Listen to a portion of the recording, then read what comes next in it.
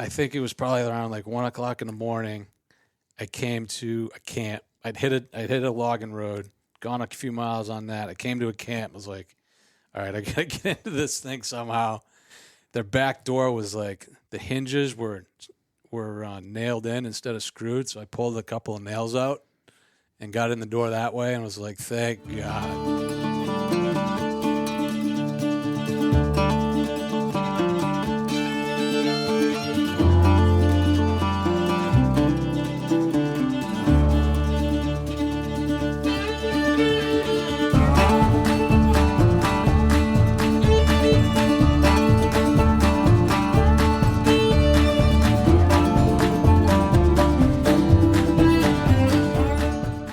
It's another episode of Northwoods Whitetails podcast. I'm down here in, what do you want to call it, southern New Hampshire? Central?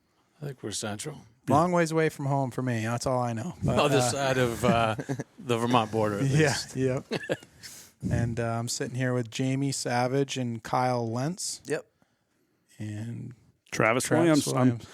I'm down here, too, to hang out and shoot some deer, tell a few stories. Yeah, it should be a good episode. I've been walking around your house, Jamie, and there's some really big bucks on the wall. So thanks, man. Appreciate it. Yeah, yep. I'm looking. Yeah, he's a killer. That's why I was excited to. I call him a nomad. It was actually the name of his first tuna boat, Nomad. We've known each other a very long time. Been fortunate to hunt with him and stuff, and he's an absolute killer. And shot a really big buck this year in Massachusetts. Yep, we'll have to dive into that one. My biggest rack buck ever, for sure. Yeah. No kidding. Yep. You want to just jump right into that story? Tell us how you. Sure. Got that buck? It's kind of a long story. That's fine. That's what this is for. Nice, nice. So me and Kyle hunt Massachusetts together quite a bit. We've probably been doing that for 5 years or so. Yeah, I'd say 5 years. Yeah, at least. I've been going down there for over 10 years. I used to go by myself quite a bit, but then me and Kyle started hunting together. We commercial fished together quite a bit too. So Kyle was pretty much down to go camp in a truck and hunt for 2, 3, 4 days at a time down there with me, which most people don't want to do.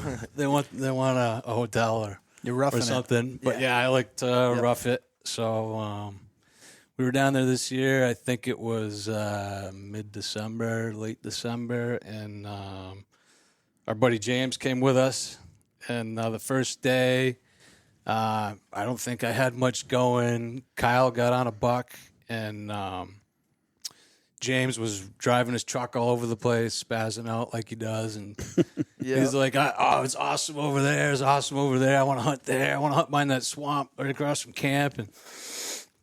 And anyways, I think we met up midday, and Kyle had left off on his buck. I think it got into a bunch of other deer and another buck or something. A bunch of does, and I ended up losing them. And yeah, there was another buck in there, and kind of just backed out to regroup, meet up with these guys. Was that a good one you were on?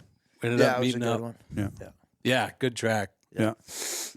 And so he was like, do you want to come see if you can figure out this track and see where it went? We had a couple hours of daylight left. I'm like, yeah, let's all jump on it. So all three of us went. Yep, the three of us. And James is like, he's been hunting for a couple years, and he's got an awesome attitude. He shot his first buck a couple years ago, but I don't think he's done any tracking. So we wanted to kind of break him in on that. So I think I got on the track, and we went up to where it left off and got it sorted. And I think I was leading the way. Yep, you were leading the way. And then we had James behind me trying to get him a shot. I was in the back playing with the camera a little bit. So you were triple teaming it. Triple team. Wow. Which I think that's the first time I've ever tried First time I've ever done that. Might be the we were first more time just ever. having fun, I think. Yeah. You know? That's awesome. Yeah. Hey, we might have just started something new. There you go. The old triple team. The TT. Yeah, and I don't even double team very much, honestly. Like, me and Kyle had a couple times before that, but really not much. Yeah, not much. I think a few times when I first started getting back into tracking, so you could, teach me some things and stuff like that. And then, we've been just kind of doing our own thing, hunting the same areas. But yeah. Okay, so you guys are triple teaming. So we're triple teaming it, and we probably went maybe a quarter mile from where we picked the track back up, and we kind of started heading down into a low area. And on the other side of that swampy low area, we could see the road that went through the piece. And then our camp was actually almost in sight, maybe another quarter mile across from us. And as we're coming down there, we're like, all right, he's been messing around in here. He was feeding a little bit, slowing down. We're like, all right, he's probably right down here somewhere. So we're looking, and all of a sudden, I don't remember what happened. I didn't see it. I think you saw it run. I saw it run. I think James might have saw it. James definitely saw it, but I think we heard it go. You saw it and told James to take a shot or whatever, right? Yeah. So he was trying to line up the shot, and there really wasn't much to shoot at, I don't think. It was like... I don't think he saw the horns. I saw the horns. Yeah. Told him it was a buck to shoot, and by then it was too late for him to shoot. Yeah. So anyways, that was pretty much the end of that hunt. It was just about dark. We busted the buck out of there, but we'd come down towards the road. He was bedded down on the low ground between us and the road, and then he ran back past us up the hill. Didn't want to cross the road. Didn't want to cross the road. He went right back into where he'd come from. Yep. So we I think we followed him a little bit and figured he was blowing out of there and called it a day. But I tell that story because then the next day we went out looking for tracks in the morning, and We didn't see any there yet. no, yeah, we wanted to hadn't check crossed. right there because that's where that deer had crossed that road. The morning before that I tracked.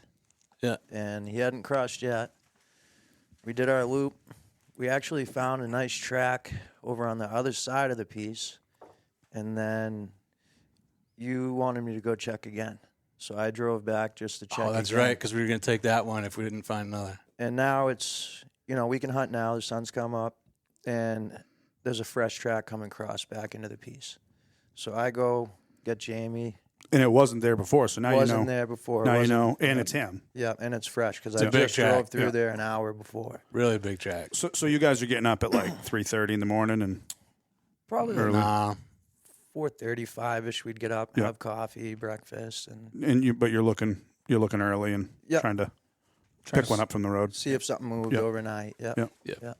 Well, this year he crossed back in, so I go get Jamie, and we decide we go back in on the track because we know he's in there. James couldn't go. He had to take off that day, but Yep, he had to leave. So we ended up getting on the track, and the buck had done just about the same thing as the one I did the morning before. Went down, and we were getting close to where I jumped the deer that was bedded before. And we were going slow, but his bed was bulletproof. I mean, he saw us, heard us coming.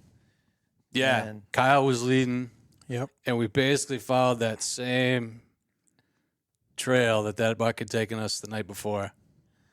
We come down over that same hill to the same low area in the road, and we're like, all right, he's right He's here. right here. Yeah. Yeah. We're creeping. Kyle was, you were maybe like 10 feet ahead of me. Yeah. And all of a sudden I see the buck get up and take off. I can't see him good. He's 80 yards out, maybe something like that. And he was bedded right at the bottom of the little hill we were coming down. Real thick in there, too. A bunch of blowdowns, big pine Yep. trees and stuff down. Good Yeah. spot for him. Good spot for him. Yep. So I'm like, there he is. And I pull up. I'm looking for the shot, and there's nothing. I see a flash here, a flash there. I couldn't identify it, but it looked like big horns. I don't think we knew. I could see headgear at that point. Definitely had horns. I don't think we knew it was as big as it was when we first jumped it. Yeah. No, didn't see it good. Because he's big. Yeah. And he runs He's out wide. across that low, swampy thing, and then it's open. He goes up a little knoll, and it's open, and then the road. There's like a river and then the road. And I'm like, I couldn't see over the knoll, so I run to my right along the little side hill we're on to try and see past the knoll because I thought he was going to go across that river. So as I'm running over there, I get maybe 50 yards, and I see a flash like right here, maybe 30 yards from me. I look over, and it's the buck going back behind me now. I'm like, what the heck? That just happened. And then he was gone. Well, it was pretty much, that was over at that point. We went back and saw the track, and he'd been bedded there. He ran up that knoll. When he got on the other side, there was like a berm on the edge of the swamp, and he followed the berm right past me and then just popped out. You know, he was Off to the running right back a little at me bit. as I was running sideways. It was nuts. Isn't it amazing how they seem to have that like sixth sense to know, like if I run that way, he's going to see me. Oh yeah, Like they understand. I thought the I woods had going, him too. I right? thought he was gonna be out in that open. Yeah. It was crazy. They don't get big by being dumb. Nope. That's for You sure. know, and not. I want to keep on the story, but you said something that I want to touch upon. You said his bed was bulletproof, That one wasn't. I don't think it was. but don't first you? one? No, that one wasn't. I don't think. Don't you think that? I find that the first time a buck beds, like say you pick up a buck track and you're following him, the first bed that he makes, like have you ever followed one where they just like, it seems like they spend all day just looking for the right spot. Oh yeah. Yeah. And I feel like that first bed sometimes the toughest one to kill him in, Yeah. because once you get him going, then the chase is on and you Right. get another He had his opportunity. time to research that one Yeah. and make sure everything was just right Like for the obviously day. he felt safe there because it's the second time he Yeah. picked that general location. So Yep. there's something about it. Different buck though, right? Don't you think? Not sure because I didn't get a good look at him the first day. And then when we jumped him that first time, like, I didn't think he was as wide as he really was.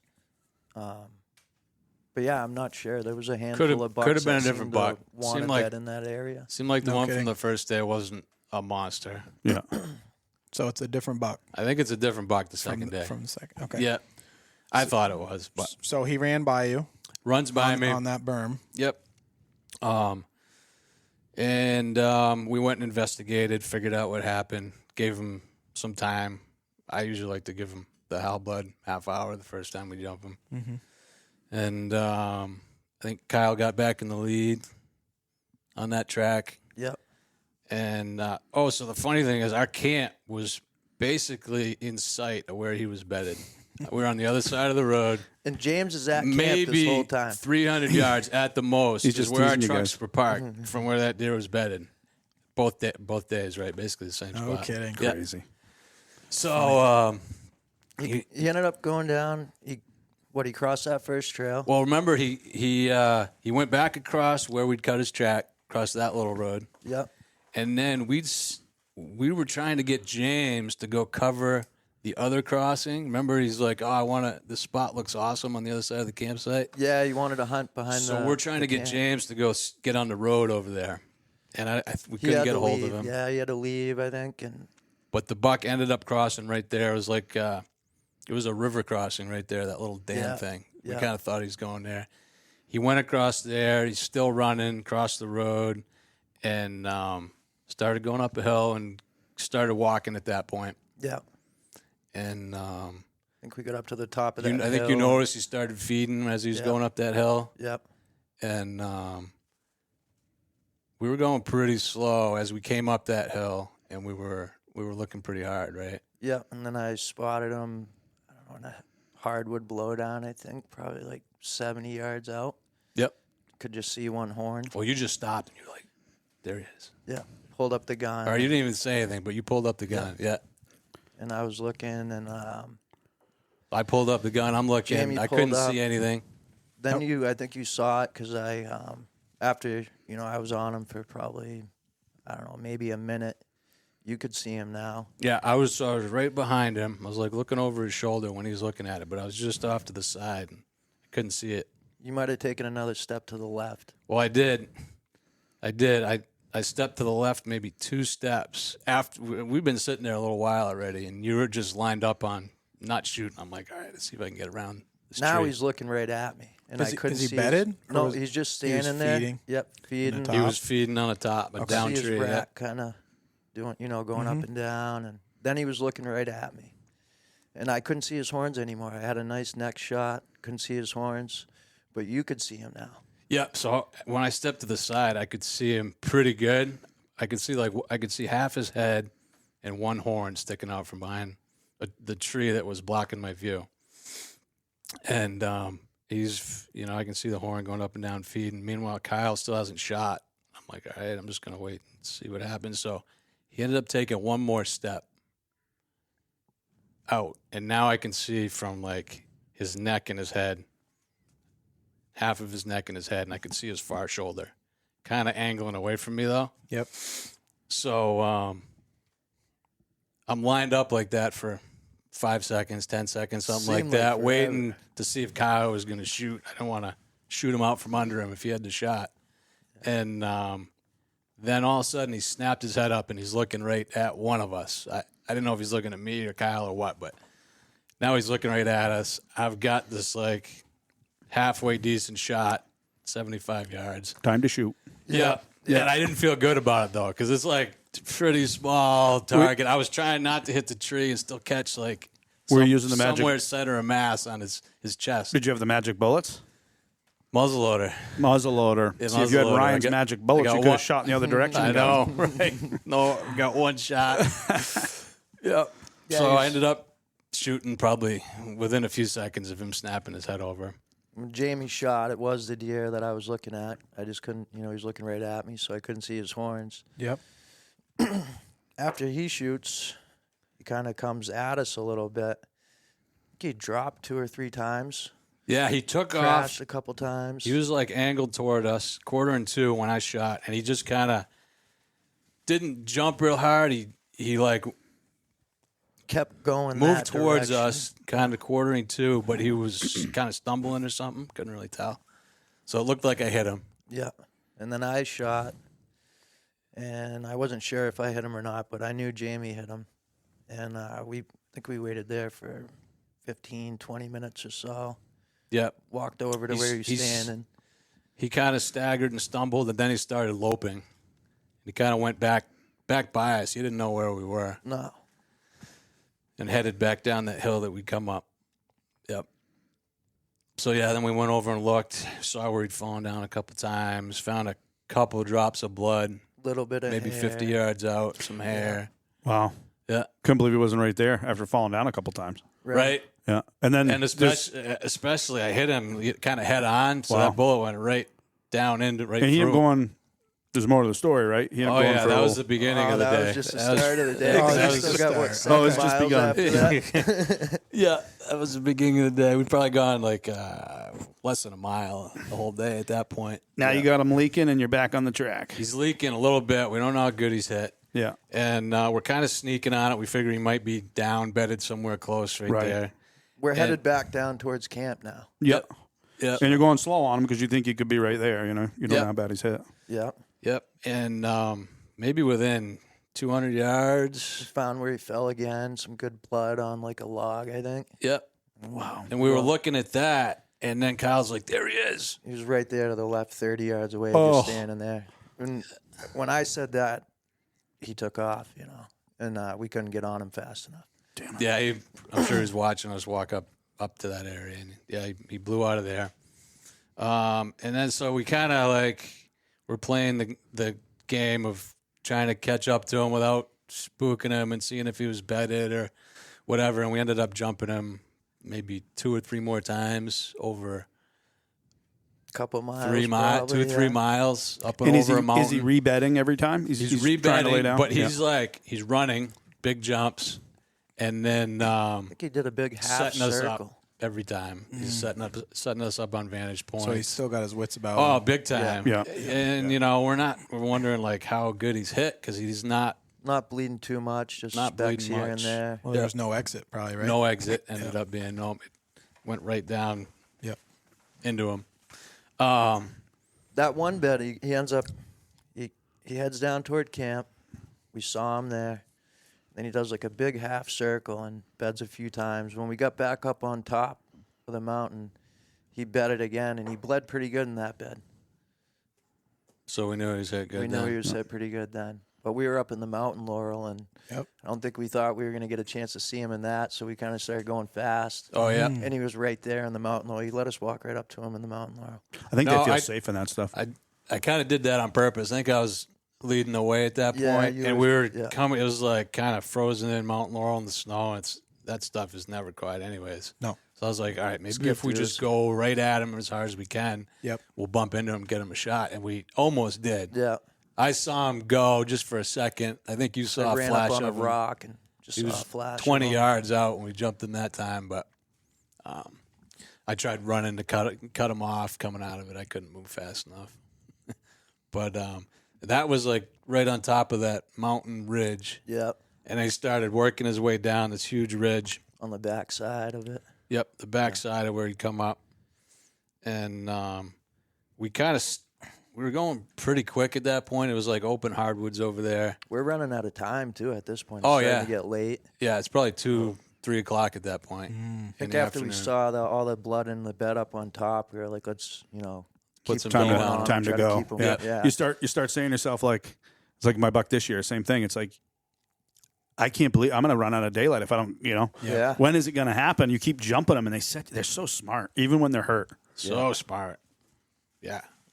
Well, we went down that back side, and we got him in a big boulder field, right? He was having a hard time navigating that Yeah, boulder he field. did. We went down most of that ridge. We probably lost like 500 feet of elevation, something like that. And at the bottom of it, he started slowing his pace for like he was walking now. He wasn't doing his run thing. Zigzags, didn't kind of know where, he didn't know where he wanted You guys to go. are pushing them good. Yeah. Yeah. And we were getting almost to like the end of the piece where it comes out to more roads and houses and stuff. He ended up taking a left and going side hilling back at the bottom of that ridge that we'd come over. And like Kyle said, we got into this wicked boulder field, and he was having trouble going through it. We saw him. He was right beside a big rock, and I could see him. Jamie was on the left side, and I was going to have him go around the left side so he could get a shot. And the deer's just standing there. He ends up coming back, gets in front of me, and you didn't shoot then. I don't think he took off, right? I don't We remember didn't have that a one. shot then. He took off. I remember when I shot at his spine when he was behind that rock. Remember that? So maybe he did shoot then. Yeah, I shot then. We saw him at maybe like 50 yards, and he was like Leaning up against a rock or something. He was. What I saw was him walking, and I could see him staggering like that. And it was a makeable shot, but I had like 2 inches of his spine to shoot at over the ledge in front of me. I took the shot, didn't hit him. But then we were going as fast as we could through those boulders at that point, trying to, because he wasn't navigating too good. He was probably dizzy. I don't know, from blood loss, but The next time he's standing, I think 75, 80 yards out broadside. You got leaned up against a tree, I think, right, to steady yourself? Yep, I seen him. I think it was probably 100 yards out, and I could see from like his shoulder to his ass end behind a tree. But that part was in the open. And I'm like 100 yards out after just running like 5 miles or whatever. I didn't feel great about the shot, and it was getting dark. I wanted to kill him, and he didn't know we were there. Or if he did, he was hiding from us, like just frozen, right? Yeah. So I walked up maybe 5 or 10 feet. There was this little sapling in front of me and steadied my shot on that. Kyle got beside me. I'm like, wait, just let me steady this shot, right? Yep. At that point, I was Wanna miss waiting. I was again. waiting for you to shoot. Yeah. Nah. So I got lined up on it, and pretty sure I hit him that time. A little bit of a paunch, but the rib cage too. Yeah. Kyle took a shot. Yep. You shot. I shot. Shot right after I did. Yep. We reloaded and sat there for a minute, and then we walked over and found where he was standing. Found some hair, some blood. We knew we hit him again. And probably about 10 yards ahead of us, there was a good-sized rock on the left side. Jamie just clears that rock. I clear it, look over. I see a buck standing there. There he is. I pull up, shoot, and the deer drops. All 4 legs are up in the air, and I'm like, oh, I got him. Yeah. I got him. I reload, sit there crazy. for a minute. And I see the deer down. He's down. So we keep walking. We're on the tracks. The deer we've been tracking all day. Jamie's walking, and I keep looking to the left. I'm like, the deer I just shot's over to the left. Meanwhile, we're following the tracks this way. And Jamie's going, where are we going? Like, the buck's right there. He's saying it. Yeah. Jamie Crazy. keeps He's gotta going be straight, right and over I'm here. looking over. I'm like, I think he's over to the left. And he's like, no, he's right there in front of us. And we look, and there's a deer laying there. And I'm like, oh, I saw legs up in the air. He was just laying there. And, so we sat there, for, I don't know, a little while. We couldn't shoot. The deer, it was weird. He was up against like a boulder, and we couldn't see his head. It was behind a tree, and we didn't want to we were only 10 yards from him. We didn't want him to jump up again, and we didn't want to take the shot into all the rocks right there. Yeah.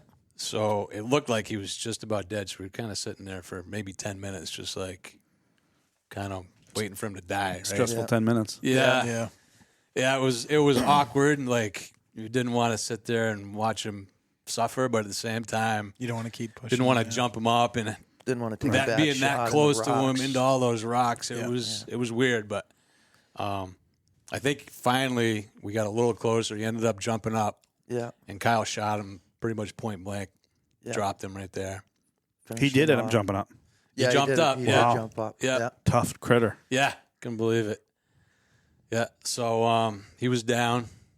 We walk over and we're looking at him, and I think you looked to the left and saw legs up in the air, and there was a buck that I had just shot. Maybe 10 yards apart. Maybe. Yeah, So- 10 so yards crazy. apart. Right there. And that was a pretty good buck, too. Yeah, pretty good buck. He was a 10-pointer, not real wide, but kind of had some Non-typical for sure. non-typical. Yeah, Dude, that is the Obviously. craziest story I think I've ever heard.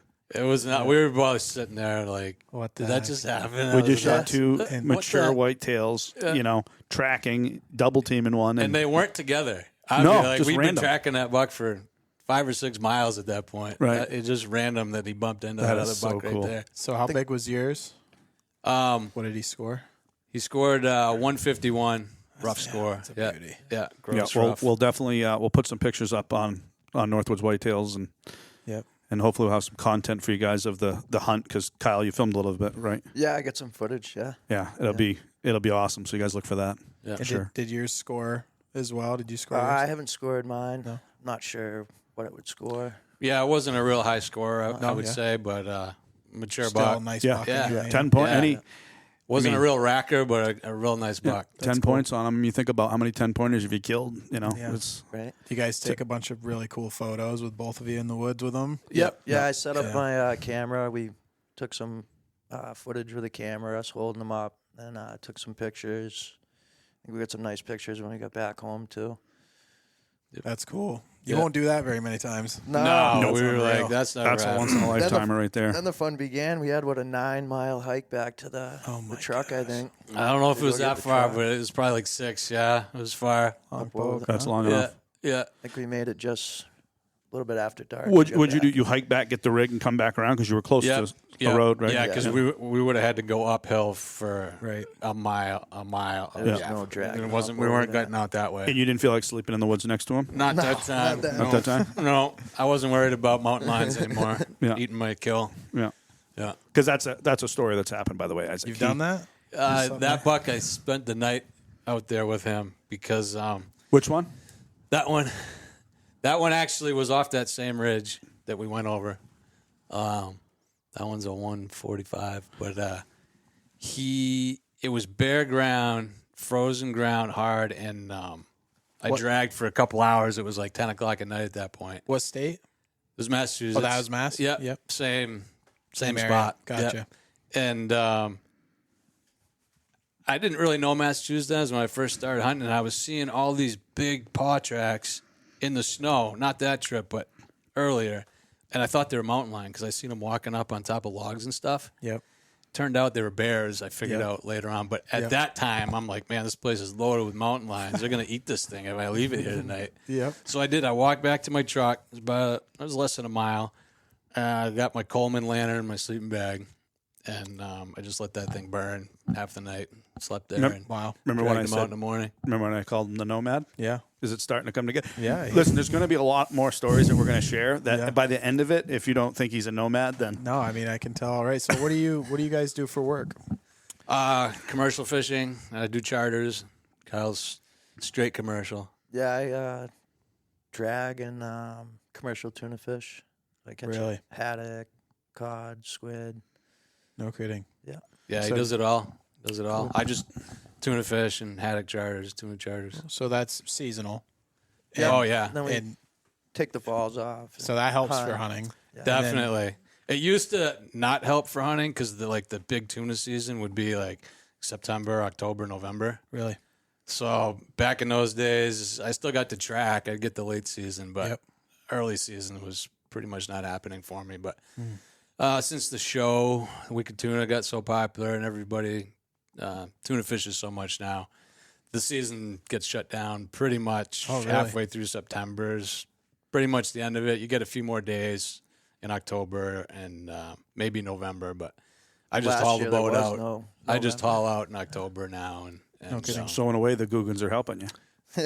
Yep, everything happens for a reason. Yeah, no, it's okay with me because these days, I mean, deer hunting's pretty much my favorite thing to do. Yep. No. Yep. I At least in the fall it is.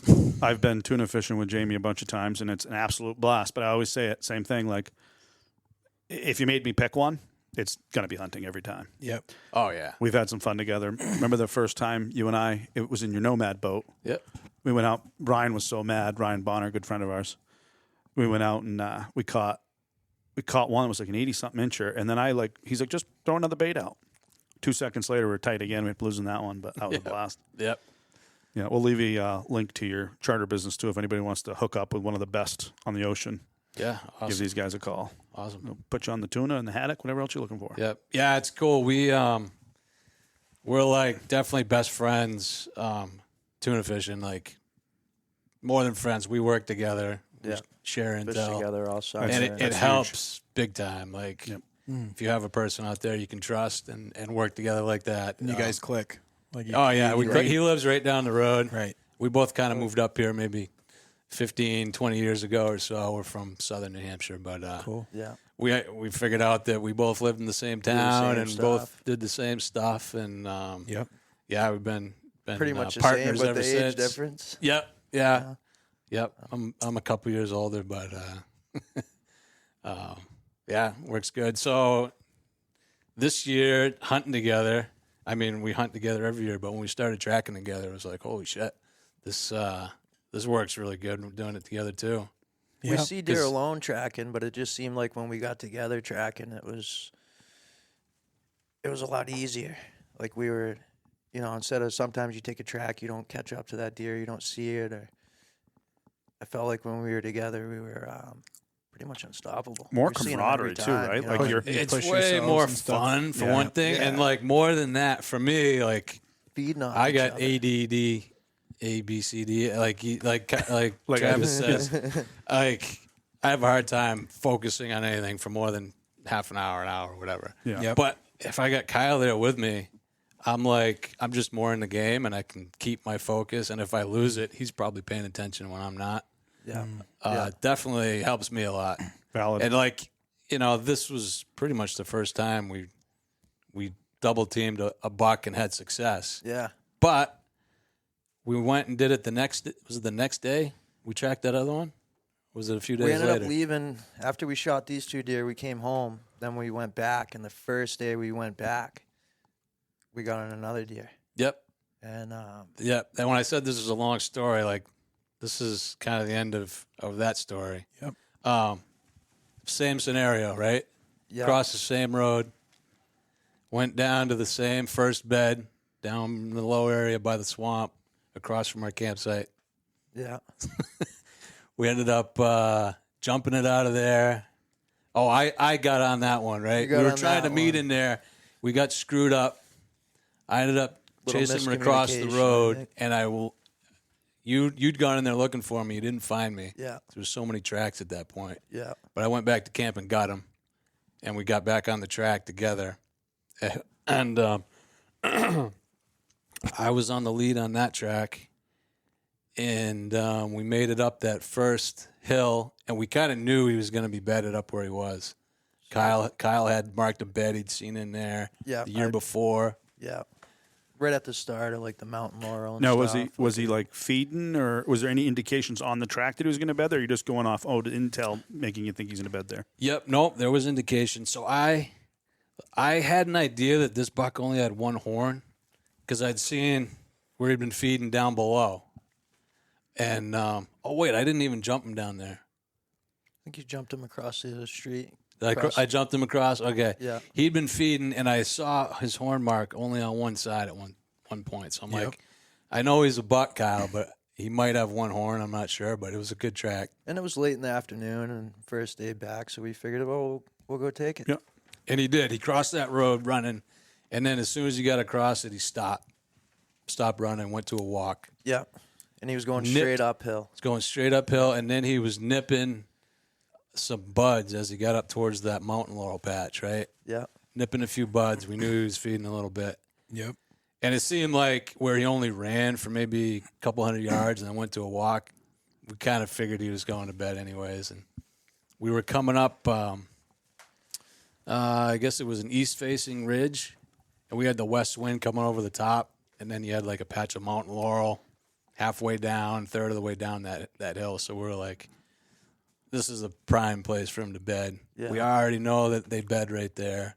So we were definitely on point the whole way. And it was pretty quiet, like no wind. Yeah. Snow was a little loud, and we were going super duper slow. Really slow. And we were working through that mountain laurel, which it's so loud, like you can't get through it quietly. Yeah. But we were inching, and I think you saw him. I saw him. I look up. There's a little shelf above me in the laurel, and I saw a stick move like this, but it was like shining in the sun a little bit. And then I see it again. I'm like, what the?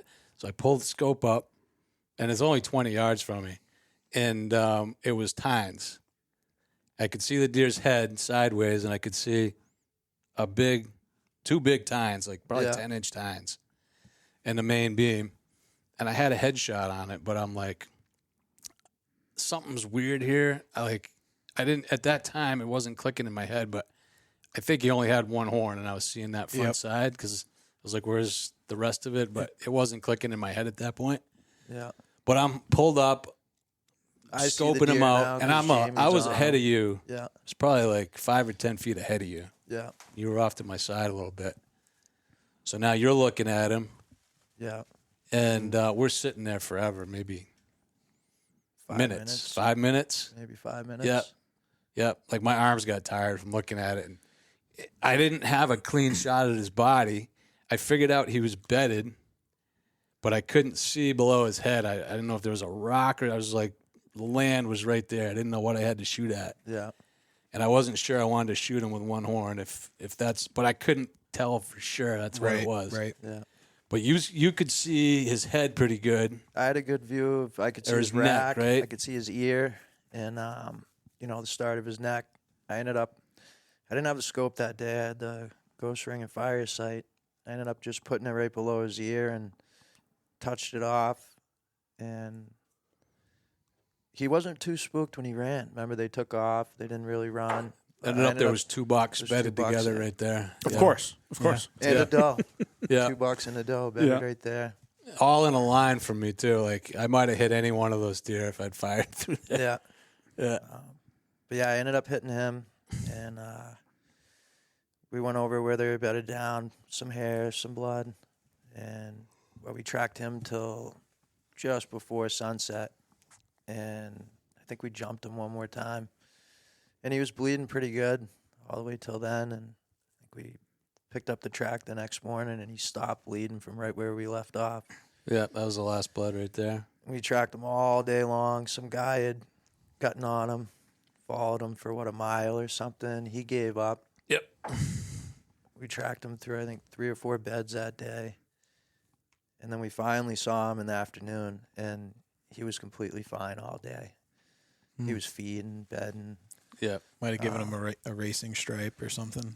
Yeah. We I kind of think figured so. he hit him like low on the neck, on Yeah. the top of the neck or something like Yeah. that. Just cut a chunk. Because there off. was a lot of blood, not a lot of blood, Lot of hair. a lot of hair at the Yeah. shot. Yeah. Yeah. Yeah. Yep. We But, ended up seeing him once that afternoon. Yep. Should have had him there. Should Remember have that? had him. He was standing down. I saw him. It was like coming over a ridge, and everything was Hardwood covered in whips, I think. snow. Like Yeah. the whips and everything were just caked in snow where the wind had been pushing the snow into that ridge, and so everything was like pretty white. Yeah. And I saw a dark patch down by a dark hemlock tree, maybe 80 yards out or something. Yeah. and I'm looking at it. I'm Pulled like, up and scoped it. Pulled up the scope. Yep. I'm like, it's That's just a not a stump. deer. And I'm looking over his shoulder. I got pull up my gun. I see him take his down. I'm like, yeah, it's not a deer. Well, there he goes. Yeah, we There's take like him. 2 I've more done that. steps. Oh, my Yeah. God. That was the end of that deer for us. But I just told that story because it was cool to see how good we could do, like working together to Double get the teaming, opportunities. Yeah. Yeah, I do a little bit with my buddy Mark, and like you'd mentioned, 2 different personalities, 2 different views on, and you learn from each other. Big like time. For sure. like he like looks at it a different way than I look at it, and then between the 2, I just think it's twice the brain power and twice the sensories and Right. Yeah. and it's like sometimes you may feel like giving up, frustrated, Yep. but the other guy's not, and he's like, no, Yeah, and that motivates you to keep going. motivate you to keep Get you going. back into it. Yeah. Yep. Yeah, it's kind of. I think that's the same. It's for definitely us. more fun. Oh, it's a blast. Definitely I more love fun. it. And I've been kind of not against it, but I always wanted to do my own thing for years. Yeah. But my attitude's definitely changed now. Yeah. Yeah, if you can get a good buddy to do it with, it's Yep. Yeah, it's you work definitely well. dangerous. Yep. Especially if you have somebody, like the way I like to do it with my buddies is I'll have somebody like setting the pace and, reading the track, and then the guy in the back's just got his head up. For sure. Just, Okay. staying like 5-10 feet back and just scanning. Yeah. Because, if you have that guy setting the pace and, reading the track and all that, and then the guy in the back doesn't have to think about anything but where's the deer. Right. Right. Right. And it's a pretty dangerous combo, Yeah, for sure. Do you think being fishermen professionally helps with deer hunting? Like your mindset of working in the ocean, which is like this the most vast thing on the planet. Yeah. Do you think that kind of does that help? I think it does, kind of indirectly, because I was trying to think about that, if there was any good comparisons to tuna fishing and Right. deer hunting, and I wasn't coming up with a lot just because everything's underwater, and then when you're hunting, you can touch and see everything that's happening. So Right. it was hard to compare that, but definitely staying on the fresh sign, Yep. fresh intel, and going off what you're seeing, as close to real time as you can. Right. That's huge, Well, tuna fishing, you guys, you're not hunting, but you're hunting for something. Oh, yeah. All the time. And I think I know a couple other good trackers that are fishermen on the ocean, and I think it does help you guys because you're not afraid to move at all. No. If something's not there, Or change what you're doing. you go. Yep. Yeah. I feel like you guys always have to be in that mindset. Whereas other people that do, in the trades or, sell boats, you're not in that mindset of okay, where's the sign at? Where's the deer at? Where are the fish at? Yeah. I think it does give you guys an edge. I do. And when you're tuna fishing, you have to have confidence in what you're doing. Yep. And if you don't have confidence in what you're doing, you're going to change what you're doing, or like you said, go somewhere else. Yep. And you're going to keep doing that until you feel confident again based Exactly. on what you're seeing, which Right. that definitely is the same with deer hunting. Right. Or That's a key to success is right. you're confident that you're in the game Right. with what you're doing in the woods that day. And tracking specifically, probably should have said that. Tracking specifically, I think it helps you guys. Maybe not if you were just to go sit on a ridge all the time, it wouldn't. No, help you, yeah. but tracking is such a nomadic sport. Really, if you want to be good at it, you have to be able to move sometimes 100 miles in a day, to find that buck Right. crossing the road, or Right. Not settling on something that's subpar. So. Yep. I think the other thing with fishing is the mental fortitude and the perseverance, right? Because when you're tuna fishing, there's just days lost at sea that you don't even mark a fish, Right. and to do that the next day is mentally difficult. And to have the perseverance, just like tracking a buck, right? Never give up. Everybody sitting in this room's tracked a buck all day and never even saw him. Right. Multiple times. Oh yeah. But then you'll get up and do it again the next morning. And it's the drive, the perseverance, right? And it's the mental fortitude to continue, and no matter what, you know. I mean, you're injured, you're still going to fish, Right. you're still going to hunt. You know, you just push through. Oh yeah, definitely. And the guys that are able to push through and be, you know, persevere are the ones that shoot the real big bucks and Yeah. have a good season. Can't ever give up. That's for sure. How many bucks did you shoot this year, Jamie? I only got 2. And one was Mass, one was New Hampshire. Yep. What was I the New got Hampshire a, buck? I got a 206 in New Hampshire, nice 8-pointer. Wow. Yep. Nice Yep. heavy one, huh? Opening day Yep. muzzleloader, Okay. right? Might Pretty have been opening day. Might have been, yeah. And didn't you shoot a big one with your bow this year? I didn't get one with my bow. I got one nice one, rifle season in New Hampshire, 10-pointer. Nice. And then I got a 8-pointer up in Maine, and then the 10-pointer down in Mass. Oh, you had a good year, Little huh? killing spree. He Probably one of shot my all best those years. within a week too. Wow. When you're Maybe hot, you're within hot, right? 3 or Right. 4 days. Well, I was Yeah. looking on Facebook and I was confused because Yeah. I'm like, wait a minute, what buck's this? Yeah. And I finally put together, I'm like, oh, he killed another one somewhere. Yeah, he was shot on a those streak. 3, and then he helped me kill that one too. Yeah. All, How many- all within And maybe almost had one maybe the next 4 time. days. I think that all happened. How many in the did States. you? How many of you shot over 200 total? 2. 2. Last 2 years, I Yeah. got 2. Yeah. So you going last year and this year? Yep. And all these other bucks didn't weigh 2? No, definitely some mature bucks in there. Oh, God, it's Definitely hard. mature bucks, but It's hard to make that 200 and you pound know, mark, Oh, yeah. I think what I figured out is if you want to shoot 200s, you got to hunt earlier in the Oh, season. yeah. 100%. Because, like, in Massachusetts, good luck shooting a 200-pounder in December. I'm not saying it doesn't happen, but Right. most of those deer are I don't think- 150, 160 pounds, and they were 200-pounders, Yeah. probably. Maybe. I think down there they're lighter, though, in general. Yep. I think just the lack of the winter, they don't have to be as big, Right. you know?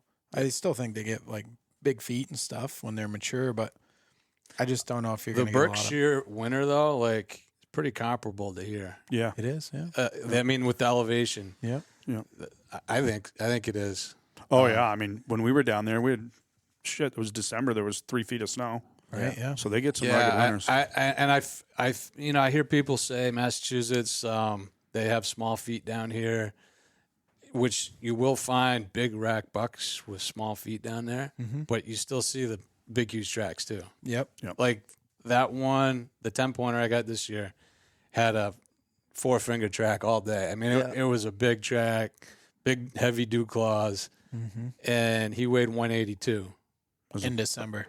end of December. Oh, so He was a 200-pounder. What's it called? four-finger humdinger. Yes. Yeah, he was 200 for sure then. Yeah. Yeah. That was a giant. But most of the mature bucks I've shot down there, they weigh like 140 to 160 Right. in end of December. Yeah. So I live in the Taconic Range, which is in southern Vermont, and it's kind of pretty much right in line with the Berkshires. And like right around my area in southern Vermont, a big mature buck, even in bow season, a lot of times will be around 170, 165. No kidding. Yeah, even, you know, it's just, I think it's a lot to do with, you know, maybe, I don't know. It just seems that's what mature ones are, you know, but there's outliers, obviously. There's some big ones too, but I think it's something to do with the farther north you go, the bigger the bodies get. For you sure. know? Yeah. But- Yeah, without a doubt. I mean, and when you go up to northern Maine, I mean, some of the tracks I've seen up there are just like, Like a little moose. it's like I've seen big buck tracks. Medium and you, moose. You go up there, and you got to make sure you're not getting on a little one because you know it's a 180-pound track, but it's only 2.5-year-old. You know, those bucks get real big up there. I mean, every year they shoot them in the 260s, 270s. Oh, I know. That's such a big deer. It's crazy. How many 200-pounders have you killed, Kyle? I got one 200-pounder. The one I got with my bow, 2 years ago? Should have been 200 pounds. It was close. It was 199.6, I think. And Yep. I dressed it a little bit cleaner than what I had to. I know. I hear you. I make that mistake every year. I do I see too. how some of these guys dress their deer. Well, apparently like- you can leave the balls on them. Yeah. Well, that's what I I do took that. off. You know, I mean, I I always cut them off. I do too. think we should thought for sure it was well over 200. Get to the scale, it was 199.6. Like, oh, man, it's close. Get to the next scale. Yeah, It was went to the next scale, I was like- 199.8 or something. Yeah, I brought it home, One weighed more. it downtown. I'm like, come on. Yeah, I see a guy checking his deer this year, and I'll leave the name off because we all know him, but the incision to gut the deer is like this big. It's crazy. It's like microscopic surgery, telescopic. You know what I mean? It's too But funny. you know, if it's gutted, it's gutted. Yeah, I shot that one in Maine. It was 198 point something. And the guy's checking in the deer. He's like, "Where's the heart?" Because I leave the heart and lungs in them because I want to eat the heart. I love deer heart. Yeah. And when I get to the rig, before I put him on the scale, I cut it out. So I just cutting it out and it was laying in the jet sled, and he threw it in there and it was a little over 2 when he threw it in. He's like, "All right, you're fine. We're gonna that's a patch buck." I'm like, "No, it's not," because it doesn't. It's not as special if it's not real. Yeah. You know, it's like Ryan when he went out to Canada. The guys were like, "Oh, yeah, that buck's 230 all day long." He's like, "Well, we didn't weigh it, so we have no idea." So they weighed it, and it was like 180 something. Yeah. You know, Yeah. and not taking anything away from any deer that weighs 180 pounds. The biggest buck I've ever shot rack wise was 177. Yeah. You know, so That's a big buck. it's a That's big. funny. It's People a, get so Yeah, fixated honestly, on the number. I mean, I want 200 pounders like everybody else, but 100%. Yep. I'm pretty much happy with any like know. mature buck that if I think that's an old deer, that's what I'm looking for. Right. It's actually it's such a funny thing that we do, because the difference between 185-pound buck and a 200-pound buck dressed is so minimal. And what week of the hunting season did you shoot it? And what terrain does he live in? You it's know what I just- mean? Like it's those just mountain a bucks, I feel funny- like it's a funny thing, man. I feel like some of those ridge runners just don't weigh up because they're running all the time. They're all they're like MMA fighters. You know, they're all muscle. They're got 2% body fat, and they're the king of the woods. I You think know, it's a lot.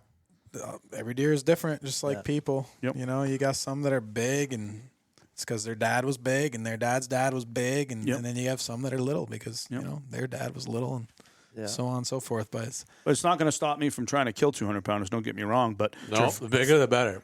for me, it's, and we were just talking about this before we went on. For me, it's like the thrill of not knowing. Like when you see that buck track, the entire time you're trying to pick up clues, you're trying to look for antler marks, you're looking at the side of his Seeing bed, what he goes through. right? And your brain is you know you're creating like this imagination, right going like, crazy. yeah. And when you finally catch up to him, and like with that one, when you saw him on the ground, you smell like Oh yeah, I couldn't believe how Blown big away. it was. Think Like when he when I took the first shot at it, I could see it was a wide 10-pointer. I could see that, but I didn't think it was that big. yeah, That's a giant, man. Yeah, that's awesome. No ground shrinkage there. no. So, what would you say got you into tracking? Hal blood, I would say, because I hunted like I probably started hunting when I was 14 or 15. Shot deer when I was 16, and shot like 40 or 50 does over the next 15 years. We used to do a lot of drives, and I'd shoot most of my deer on driving. And I think I was 30 before I shot my first buck.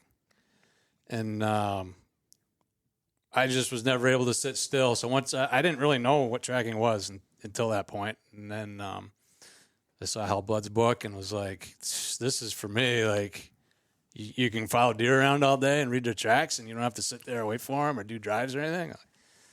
I'm in. And I pretty much, I don't know, it totally appealed to me. Yep. Just being mobile, being able to move around the woods and see the woods while you're hunting. Right. I never was a stand guy back then. I am more now than I ever have been, just because I want to hunt more in the early season. But I used to wait before I was a commercial fisherman. Back in my early 30s, I guess I'd wait until like halfway through gun season, and then I'd start hunting. Mm-hmm. Just because I liked being out in the snow and the cold, and I wasn't tracking at that point, but I just always felt like I had better luck seeing big bucks late season. Yeah. Which to this day I still feel is true. Like, Oh yeah. the big ones come out around Thanksgiving. Yep. That's seems like the best time to catch a big one on his feet during daylight. Looking for a hot dough. Yep. Looking for love. Yep. Yeah. So Jamie came up to camp there. What year was that? It was 2014 when you shot the big 9? Yeah, probably somewhere around there. I'll say it Not was sure 2014. exactly. But he came up to camp, and one morning I get up, and we're all getting ready to go hunting and load up our stuff. It was before dark. I mean, not before light. Jamie's like, hey, can you, at old T100 at that time, he's like, hey, can you give me a jump? I'm like, dude, we're going out in the middle of the rhubarb and his starter was acting up on him. And again, the Nomad, he's like, it's fine. I gotta, if I get stuck out there, I'll just sleep in the back of the truck. I got a sleeping bag.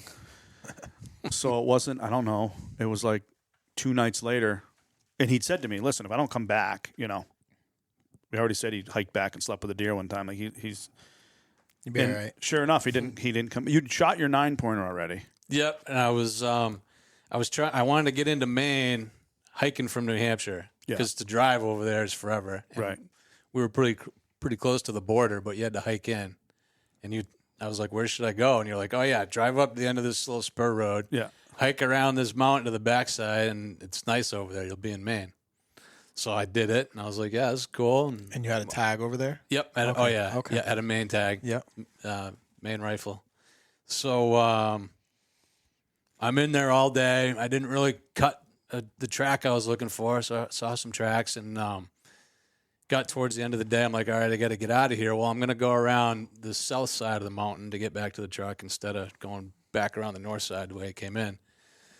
So what I didn't realize is that was like the leeward side of the mountain, and all the snow had piled like 4 feet deep over there. Oh, man. We had Plus- a lot of snow. Plus, it was like one of those hell holes of like spruce mixed with like deep swamp, and it took me forever to get through there. It was after dark. I was still in Maine, miles from my truck, and I hit one of those big swamps, and I was like, "Oh man!" I had to backtrack and go around that, and I think my cell phone ended up dying. GPS died. 10 o'clock at night, I'm still hiking. I haven't hit a road yet. My compass still works, so I know I'm headed west. I'm pretty sure I'm in New Hampshire. And at one point I stopped, tried to get a fire going, and it was one of those like everything it had rained, snowed, frozen, and every piece of wood was waterlogged, frozen. I got a fire going for like half an hour at one point and tried like laying down and sleeping right there, and that didn't work at all. It was cold. The fire went out. So kept walking. I think it was probably around like 1 o'clock in the morning. I came to a camp. I'd hit a logging road, gone a few miles on that. I came to a camp. I was like, all right, I got to get into this thing somehow. Their back door was like, the hinges were nailed in instead of screwed. So I pulled a couple of nails out and got in the door that way and was like, thank God. I think I started a fire in their wood stove and found some stale peanut butter and crackers. Yeah. Got a few hours of sleep. Yeah. Yeah. And we're back at camp going, and my dad's freaking out, and I'm like, it's Jamie. Like, he's probably sleeping in his truck on the side of the road or whatever. Yep. But they still were, like, we got to go look for him. So we took a ride that night. And once you got out this area the snow was so deep. And, long story short, he ended up the coming snow back. was deep back there. I couldn't, it was, especially on that lee side of the mountain. It was nuts. That's what north side. So That's it what took slowed you a me lot down. longer to. Yeah, I figured I ground. figured I had like an hour or two to get back to the truck, and it was And you never made it back. never made it back. It's even a the next shithole, too. Yeah. And where I'd parked, I'd gone like way up to the north end of Pittsburgh, and then half a mile up a spur road to where it stopped, almost up to the height of the land there. So my truck was way up there. I didn't know where I was the next morning, so I'm just going west and west and west, trying to get back to somewhere I recognize. Like I think I made it to Route 3. So you started walking on that road that the camp was on? Yep, kept going down that road. Yep. Gotcha. Yep. And then I got to Route 3, and a guy picked me up and gave me a ride back up to the spur road where my truck was on. He must couldn't have been drive like, up it, but where did you come from? yeah, right. Yeah. Holy So I don't think it was till noon before I drove back to camp and Right, and then You finally, guys and we were they stopped were having starting a to heart get attack. they were starting to get even more nervous because now it's like noon the next day, and we haven't seen him since the night, since the morning before, Right. But I wasn't stressed out. I went hunting. I'm like, he's fine. Yeah. We took a ride, looked for him in the morning, and I said, it's Jamie. This is normal. You were cool, calm, collected the whole way when you were walking out. You're like, yeah. Were you good? Yeah, Or were you a little I nervous? never panicked or anything. No. Like so after I tried starting that fire, which was I think like 10, 11 o'clock at night, and I couldn't get it going. I was like, oh man, I am tired. Yeah. I've been walking through this hellish snow all day, and I can't really stop. It's too cold. Yeah, no. So I'm just gonna keep trudging on Keep this moving. road. I know this. I started at the end of the road at the swamp, so Yeah. I know I'm going west on it. I'm gonna come back to civilization eventually. Yep. It wasn't like a blizzard or anything. Yeah, No, those it big just walks are. wasn't that brutal. cold. It was probably in the 20s or something. Yeah. Yeah. So that year was a really good year. He actually, you remember the I think it was the day before you shot your 9-pointers, a couple days before. Didn't you see like $5? $7. Holy smokes. $7 In one day. In one day. One spot. Like, And 2 of them were real big bucks. One of them I saw up close, so I was real good look at his horns. Didn't get a shot, and yeah, it was nuts. Must have been a real pretty doe in there or something. Yeah, it had to be. Yeah, it was. So I won't go into this story, but I tracked a buck in a storm. Started in a storm. He bedded. I jumped him out of his bed, and I could have shot him. But I couldn't see horns, and it turned out I caught up to him maybe a half mile later with a group of deer and saw him, and he had snow white horns. So I believe when I jumped him the first time, I couldn't see his horns. It was still snowing, and they just disappeared into the snow. But he was with 2 other bucks and several does. Ended up jumping all them, tracking the 3 bucks. And at dark, I stopped at a road. I couldn't track him any further. And I was just sitting there kind of, I don't know what I was doing, reliving the day. And I had a 6-pointer come and try and cross the road I was on. He saw me, went back up. 10 minutes later, an 8-pointer came to the same spot. Wow. Saw me, went back up. They were smaller deer that I wasn't interested in shooting, but I was like, wow, that was crazy. And then I looked down the road, and it's pretty dark at this point, and a huge body deer jumps across the road, maybe 100 yards down from me. Wow. Yeah, I don't know where the 7th one was in there, but I definitely saw 7 that day. yeah, and No then kidding. he gets back to camp and tells us the story, and he's like, you got to come hunting in there with me. He's like, don't tell too many people about it, but it's a good spot. I'm like, yeah, I'll take a peek. So it was the next day you went and shot the 9, right? Yep. Which is a beautiful buck. What'd he weigh? 180 something? I think he was right 177. I think it's the same as yours. Yeah. I think- That's right. Yeah, I think he it weighed was the the same same as as mine. yours. Yeah. So yeah, when he picked up that track, that was one that had 3 legs, right? Yep. I thought that track, I thought he was a huge buck because he had a 12-inch stance between his tracks. And I was like, oh man, this is the buck. And I'm tracking him. I picked him up at the top of a mountain, tracked him all the way to the bottom, and he'd bedded 3 or 4 times on the way down with a walking track out of the bed. I was like, oh, he must have been in the storm. He was just holing up and then moving or whatever. And I don't remember if I figured out. I think I did figure out at one point that he was limping. And that's the only reason he had that wide stance. When I ended up shooting him, he'd been shot in his rear hock. It was like there was a huge blood mass in there, which was screwing him up. So yeah, I thought that was the big one. He was still a good buck. You got to tell the ending of that one. Oh right, the magic bullets from Ryan. Yeah, This is where the magic bullet comes in. the first time I caught up to him, I was almost back to where I'd parked, and low ground, and we had a wicked wind that day. Remember, it was like 30, 40 knots out of the west, and he'd come down the lee side of the mountain. We got to the bottom, and it was kind of an open, little swaley, but trees and everything, and so I knew I was close to him. He'd fed a little bit down there, and all of a sudden, I hear jumping, and I see a flash, and I look up, and the buck's running away from me. Good ways out. He's probably 100 yards out when I saw him there. I pull up, and I'm looking for a shot, and I see a flicker, and then he's gone. I'm like, bang, where he disappeared, which not expecting to hit him, but I don't know about you. I've taken a few of those shots where I think he just disappeared into those bushes right there. I'm going to take a try on that one. So I shoot, and like I have before, and not hit anything. And I'm like, oh, that was cool. That was a good size. I saw a wide rack when he was running away. And so I start walking to see where he went, and I see movement. I'm like, no way, he's down. I see movement. I'm like, oh my God. You got him. I'd hit him right in the spine from directly, he was directly going away from me. Yep. You can't get him if you don't shoot. Oh, That's right. Couldn't That's believe right. that.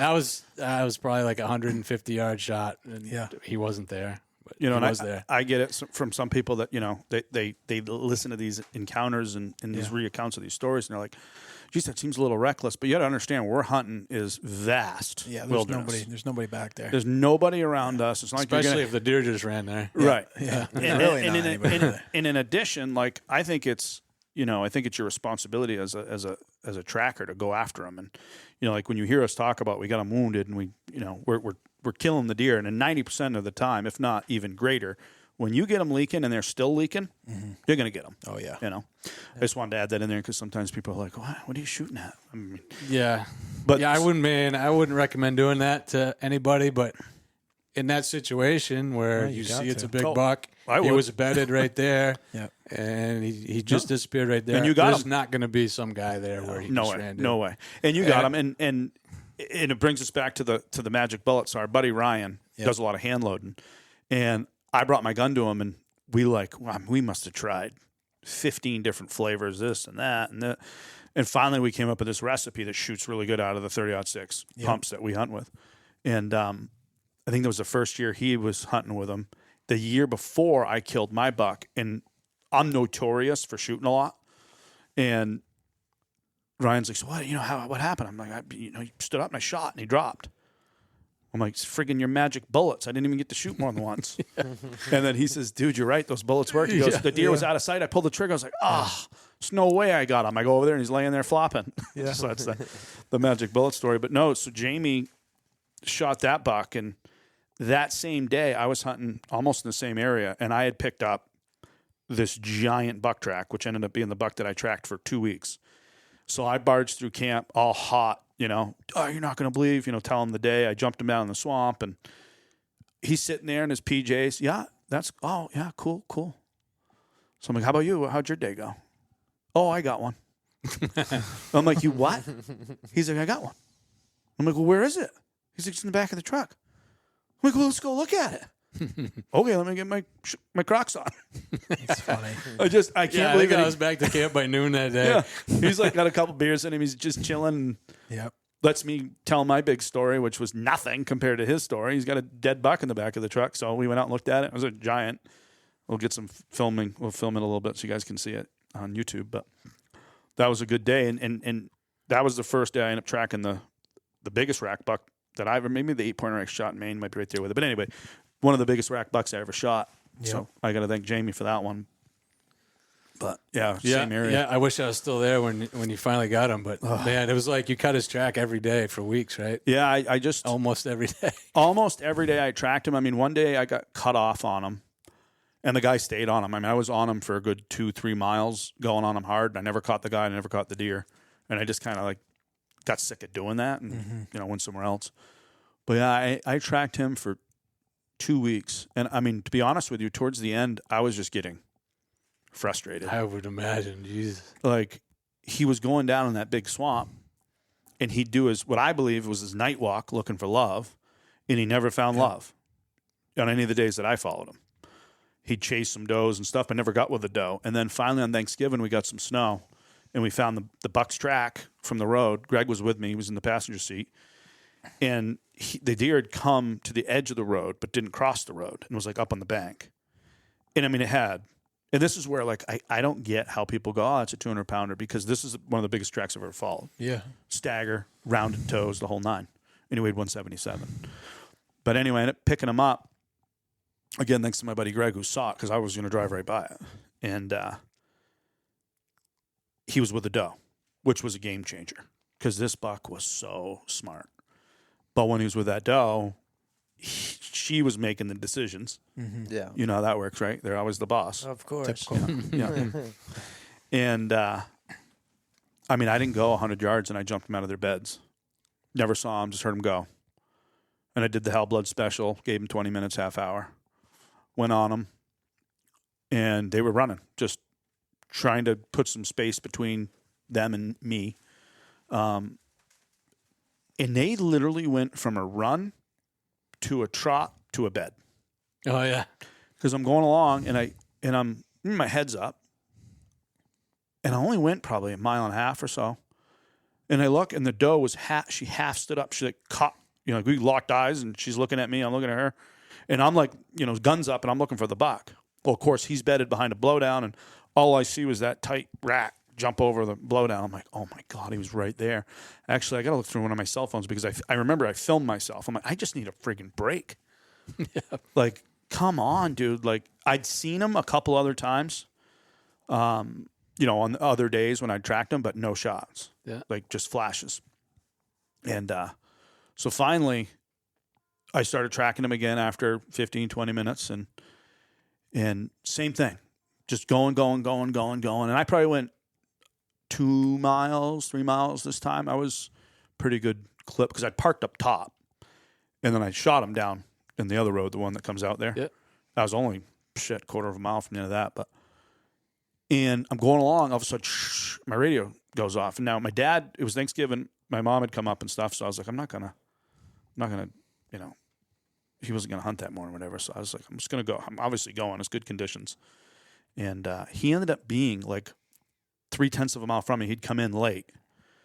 And I'm like, he's like, are you on him? I'm like, yeah, I'm on him. He's like, I gave him a quick little dime tour of my day. I'm like, Dad, I gotta go because I want to kill his buck. It's not super late, but it's like 1 o'clock or whatever. And I literally put the radio down, took a step, looked to my left, and he stood up out of his bed 30 yards away. Really? And I saw him, and I remember because the year before I had screwed up and shot a small buck. Oh, yeah. That I thought was the big buck. Remember that? Yep. And so I was like, wait a minute, make sure it's him. So I turned the scope up, put it on his head, went, oh my God, put it on, boom. And again, magic bullet, he just folded right there. Yeah. But Still have some of those bullets? I do. I got a couple left. Dude, we need to, Ryan Bonner, are you listening? He'll make them. You need to make us some bullets, dude. We're running low. They round nose? No, they're No? Sierra Game King 165 grains, Yep. I believe is the bullet. Yep. But then it's the recipe, it's the length. Okay. Spire point, soft spire point. Yeah. Something like that. Huh. Yeah. They're magic. Cool. You can actually not even shoot at the deer, All right. and the deer goes down. Just fire. Must not have been using them this year on my hunt. It's a pretty good selling point there, 11. I think. Yeah, 11 shots later. Yeah. But Well, guys, this was good. Yeah. Yeah, thank you. Fun. Yeah, it was a good time. yeah, well, I think we could probably have you guys on again and Yeah. tell a whole lot more I stories. could tell like 100 more stories. I know, for right? sure. Yeah, The hour goes by. You're fast. training Kyle over here to be a killer, so He doesn't need any training. No, We you've started been- hunting together because he was killing big bucks, and I wanted Yeah. to see what he's doing. that's awesome. He's definitely helped me out with a bunch of stuff tracking. But you just got to be confident, Yeah. You got to do it. That's it, I think. Don't Yeah. be afraid of it. Yeah, you got to go. Yeah. You can't kill him at the camp. And No. Yeah, I'd say that's the biggest key to success is just to keep going. keep going, trying. just keep Yep. hunting. Don't stop. Yep. Not like don't take a break every day, but just to keep going until you get one. That Yeah. perseverance, That's- like we talked about. It's the only secret that I know. That's what makes to you getting- successful tuna fishing too. Yeah. I was going to say those are words to live by. Yep. Anything in life. Yep. Yep. Just don't give up. If you That's want it, you try hard. And It's frustrating. Yeah. Oh, yeah. I mean, I enjoy hunting so much. It's really not that frustrating for me because Right. Same here. I never have wanted the season to end. Yeah. So that's not that hard for me to keep going. But that's definitely the trick to getting them. Yep. yeah, for I always sure. have this sense of, it's a weird emotion when you shoot them. Yeah. because it's over. I'm almost disappointed. Yeah, Yep. yeah. Doesn't matter how big they are. Yep. It's like, oh man, I'm happy, but I'm sad because it's over. Yeah. I got to wait a whole nother year. That's why I started hunting on the States. But Right. Yeah. we should probably wrap it up. But hey, I really appreciate you coming on, Hey, guys. thanks you guys. That was fun. Taking time out of your day, and Thanks for having me. thanks All for right. Izaak coming down. Yep. All right, guys. We'll see you on the next one. Okay.